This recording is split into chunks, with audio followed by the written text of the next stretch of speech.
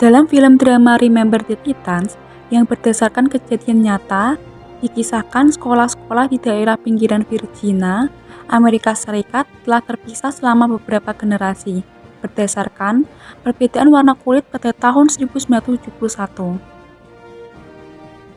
Namun, semua sekolah itu akhirnya diintegrasikan atas perintah pemerintah federal. Sebuah SMU kulit hitam dan sebuah SMU kulit putih ditutup, dan para murid dari dua sekolah itu dikirim ke T.C. William High School Alexandria, Virginia atas mandat federal untuk integrasi. Tetapi hal itu tidak mudah dilakukan, seperti terlihat pada tim football SMU tersebut yang merupakan gabungan dari dua sekolah tadi.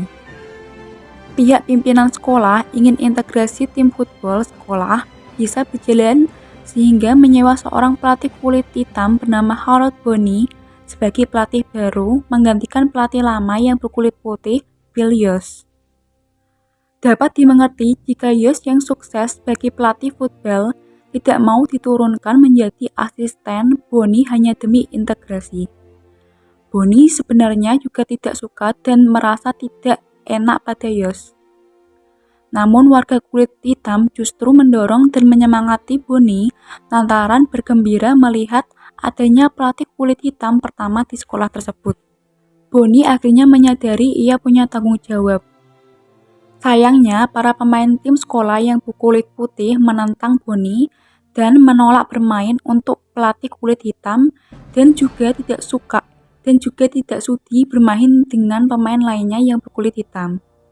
Namun, Yost sadar jika para pemain berkulit putih tetap berkeras, maka mereka akan kehilangan beasiswa perguruan tinggi. Yost tidak mau hal itu terjadi, sehingga menelan harga diri dan bersedia menjadi asisten Bonney. Yost selalu membujuk murid-murid asuhannya itu untuk kembali ke lapangan. Namun jelas sama sekali tidak mudah terjadi penyatuan mereka. Sementara nuansa rasis masih kental di sekeliling mereka, baik di sekolah atau di masyarakat. Bonney dan Yost yang akhirnya saling menghargai dan menghormati satu sama lain, dengan susah payah berusaha membangun kerjasama antara para pemain yang berbeda warna kulit. Terlihat sama sekali para siswa kulit hitam dan kulit putih bagaikan minyak dan air. Tidak pernah akur, penuh kecurigaan dan amarah. Pelatih Yost pun akhirnya diterima kembali sebagai pelatih bagian pertahanan di bawah Bonney. Konflik dan pertentangan berlangsung dalam tim football T.C. William. Bonney pun melakukan acara team building untuk menguatkan timnya. Sejak awal keberangkatan Coach Bonney sudah melakukan inovasi kepemimpinan. Dalam bus, seluruh anggota tim harus memiliki pasangan duduk dari rekannya yang berbeda ras. Ditambah lagi saat di camp, pelatihan siswa berbeda ras dicampur dalam satu kamar. Seperti putih dengan hitam dalam satu kamar. Kontan perkelahian antar siswa yang masing-masing membawa sentimen ras kerap terjadi. Selanjutnya, Bonney memberikan tugas masing-masing pasangan kamar yang notabene saling membenci untuk saling mengenal satu sama lain. Jika tidak, porsi latihan yang gila-gilaan akan terus menjadi santapan mereka. Akhirnya, perubahan terjadi saat Bonney mengajak para anggota tim untuk lari ke daerah lapangan tempat terjadinya pertempuran Gettysburg. Pertempuran paling berdarah dalam sejarah Perang Sipil Amerika Serikat adalah ucapan yang dilontarkan Bonney di atas lapangan yang pernah menjadi saksi ribuan orang kulit putih dan kulit hitam tewas akibat perang saudara. Pertumpahan darah yang dipicu oleh kedengkian akibat perbedaan warna kulit, akhirnya sentimen ras mereka pun berubah menjadi rasa solid tim yang kuat. Para pemain tim Afro-Amerika dan kulit putih mulai bisa bekerja sama sebagai rekan tim. Bonney dan Yost pun mulai berubah menjadi kolega yang saling menghormati walaupun berbeda warna kulit. Di tangan dua pelatih utama Bonnie Yost, The Titans, tim football TC Williams mampu menorehkan prestasi football yang luar biasa di level nasional, sehingga menjadi kebanggaan daerah Alexandria, Virginia. Walaupun terdiri atas para pemain yang berbeda warna kulit, tapi mampu memberikan kemampuan bermain dan kerjasama tim yang luar biasa. Di akhir cerita, masing-masing tokoh pemain The Titans berkumpul kembali saat pemakaman Bertier. Bonnie dan Yost tetap bersahabat dekat sampai tua. Dinamika tahapan proses terbentuknya kelompok. Di dalam cerita, Bonnie memberikan tugas masing-masing pasangan kamar yang notabene saling membenci untuk saling mengenal satu sama lain.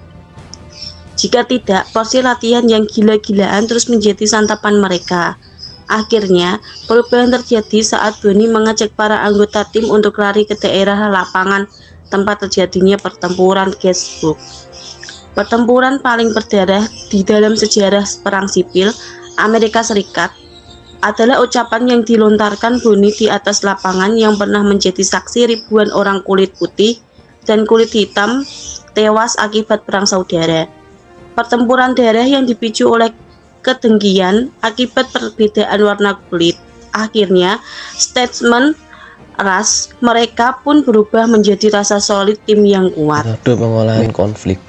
Metode pengolahan konflik diawali oleh pelatih Bonnie tanpa memandang status sosial yang mencoba melatih dan memadukan tim football antara dua ras kulit putih dan kulit hitam tanpa pandang bulu.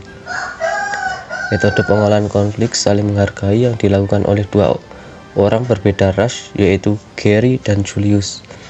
Awalnya mereka memang saling berselisih, tapi di dalam konflik mereka menemukan perbedaan yang saling melengkapi. Hal serupa juga terjadi pada pelatih Bonnie dan Yost. Metode pengolahan konflik dengan bercanda yang dilakukan oleh anggota tim kulit hitam yang suka bercanda. Hal ini terjadi ketika kelompok kulit putih dan kulit hitam masih bermusuhan, lalu kelompok kulit hitam ingin membangun interaksi pada kulit putih dengan bercanda. Jenis konflik dan sumber. Yang pertama, konflik kelompok sosial bersumber dari konflik ras antara ras kulit putih dan kulit hitam yang terjadi di Virginia, Amerika Serikat pada tahun 1971, di mana masyarakat tersebut bagaikan air dan minyak yang sangat sulit bersatu. Yang kedua, konflik kelompok terorganisir bersumber dari penolakan masyarakat atas dibangunnya TC Williams High School dan pada akhirnya menuai konflik antara aparat kepolisian dan juga masyarakat itu sendiri. Peran pemimpin dalam mengelola konflik.